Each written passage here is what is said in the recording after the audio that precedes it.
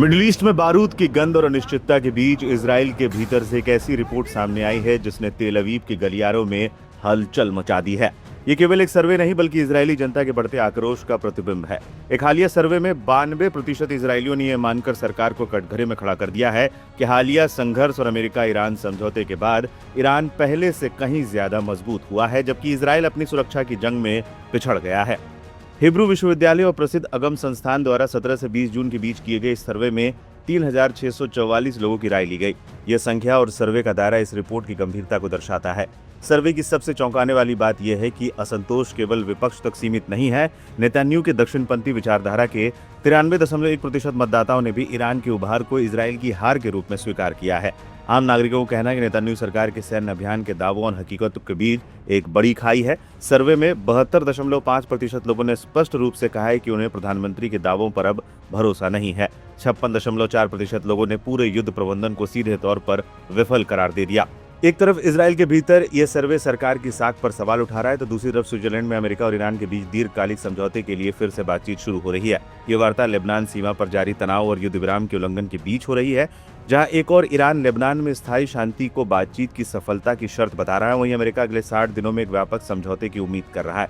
Israel के लिए सबसे बड़ी चुनौती यही है कि वो बस एक तरफ अपने अस्तित्व की सुरक्षा में लगा है और दूसरी तरफ अंतर्राष्ट्रीय कूटनीति के पटल पर खुद को अलग थलग महसूस कर रहा है। क्या बेंजामिन नेतन्याहू इन गंभीर सवालों का जवाब दे पाएंगे? जनता का अविश्वास सरकार के लिए खतरे की घंटी है। लेबनान में हिजबुल्ला के साथ संघर्ष और ईरान के साथ बढ़ते प्रभाव के बीच नेतन्याहू सरकार के सामने और घर और सीमा दोनों मोर्चों पर अपनी विश्वसनीयता बचाने की चुनौती है।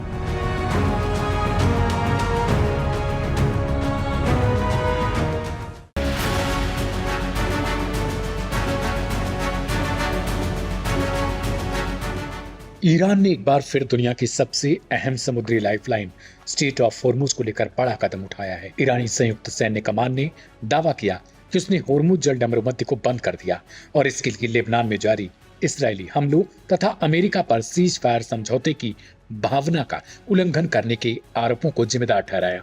ईरान ने साफ कहा है कि यह सिर्फ पहला कदम है और अगर हालात नहीं बदले तो आगे और भी कठोर फैसले लिए जा सकते हैं। हालांकि अमेरिका का इस दावे को लेकर पूरी तरह आश्वस्त नहीं दिख रहा है। अमेरिकी उपराष्ट्रपति जेडी वेंस ने कहा कि फिलहाल उनके पास ऐसा कोई ठोस सबूत नहीं जिससे यह पुष्टि हो सके कि ईरान ने वास्तव में होर्मुज को पूरी तरीके से बंद किया है। इसके साथ ही उन्होंने संकेत भी दिया कि ईरान के साथ कूटनीतिक बातचीत का रास्ता अभी भी खुला है और दोनों पक्षों के बीच संपर्क जारी रह सकता है। इस पूरे घटनाक्रम की जड़ लेबनान में बढ़ती तनाव से जुड़ी हुई है। दक्षिणी लेबनान में हालिया इजरायली हमलों के बाद तेहरान का रुख और अधिक आक्रामक हो गया। ईरान का आरोप है कि अमेरिका और इजराइल युद्ध विराम की शर्तों का सम्मान ही नहीं कर रहे। इसी बीच IRGC की कुद्स फोर्स के प्रमुख इस्माइल कानी ने भी इजराइल को सख्त चेतावनी देते हुए कहा कि लेबनान के अनुभवों से सबक लिया जाए, अन्यथा क्षेत्र और बड़े संकट की ओर बढ़ेगा। गौरतलब है कि इजराइल लगातार लेबनान में हमले कर रहा है। इजराइल ने साफ तौर पर कहा है कि वो लेबनान में किसी तरीके से भी हमलों को रोकेगा नहीं, क्योंकि वो हमले सिर्फ जवाबी रूप में कर रहा है। इजराइल का कहना है कि हिजबुल्लाह लगातार उसके देश में हमले कर रहा है और यही वजह है कि इजरायली फोर्सेस सिर्फ उन हमलों का जवाब दे रही है। जबकि इससे पहले 18 जून को एक बड़ा फैसला हुआ था। उस फैसले ने दुनिया को राहत दी थी, लेकिन तब भी सबके मन में इस बात का अंदेशा था कि वाकई वो फैसला सही है।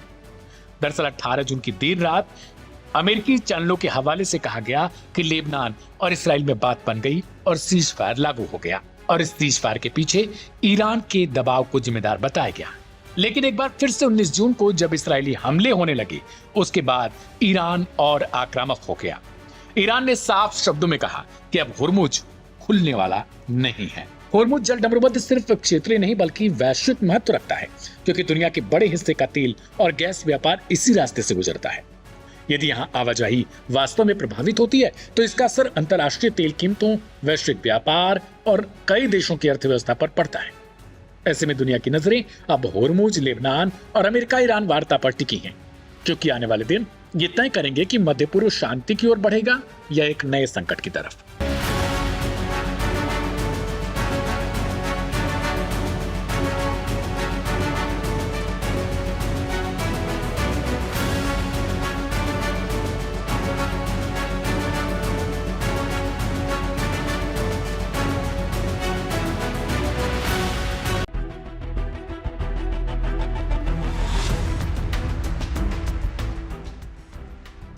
क्या इजराइल का ग्रेटर इजराइल सपना अब टूटने की कगार पर है? क्या 40 दिनों की जंग और उसके बाद हुई कूटनीति ने नेतन्याहू की सबसे बड़ी रणनीतिक महत्वाकांक्षा को झटका दे दिया है?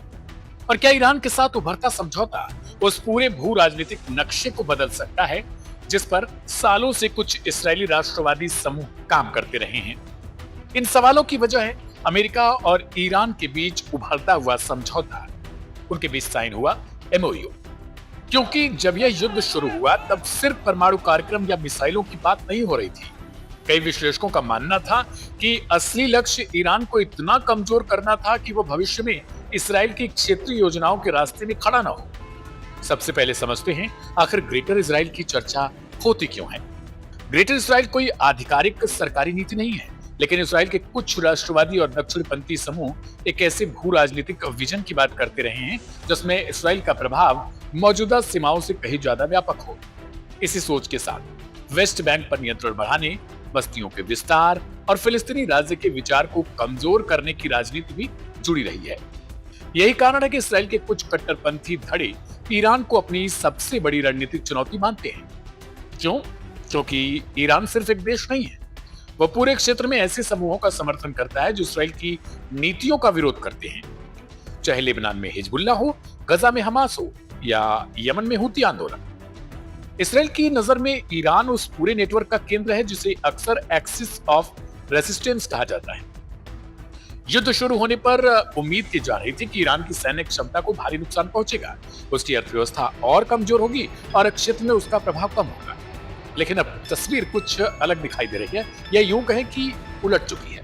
अगर अमेरिका और ईरान के बीच ऐसा समझौता होता है जिसमें तेहरान की राजनीतिक व्यवस्था कायम रहती है, तो उसका मिसाइल कार्यक्रम पूरी तरह खत्म नहीं होता और भविष्य में आर्थिक प्रतिबंधों में राहत मिलेगी। तो इसका मतलब होगा ईरान पर निर्णायक जीत का दावा करना मुश्किल हो जाएगा। अभी की स्थिति ये साफ कहती है कि अमेरिका ईरान के पक्ष में ज्यादा झुकाव रखता है, क्योंकि उसने सैंक्शंस हटाने, तेहरान को आर्थिक सहायता देने, इसके साथ साथ उसके फ्रीज किए गए अमाउंट को अनफ्रीज करने का वादा भी किया है। यही वह स्थिति है जो इसराइल के रणनीतिकारों को परेशान कर सकती है, क्योंकि अगर प्रतिबंध हटते हैं और ईरान की अर्थव्यवस्था मजबूत होगी तो क्षेत्र में उसका प्रभाव बढ़ेगा। आर्थिक रूप से मजबूत ईरान अपने सहयोगी संगठनों को पहले से ज्यादा समर्थन देने की स्थिति में आएगा, और अगर ऐसा हुआ तो इसराइल के लिए वेस्ट बैंक और गजा को लेकर अपनी दीर्घकालिक योजनाओं को लागू करना कठिन होगा।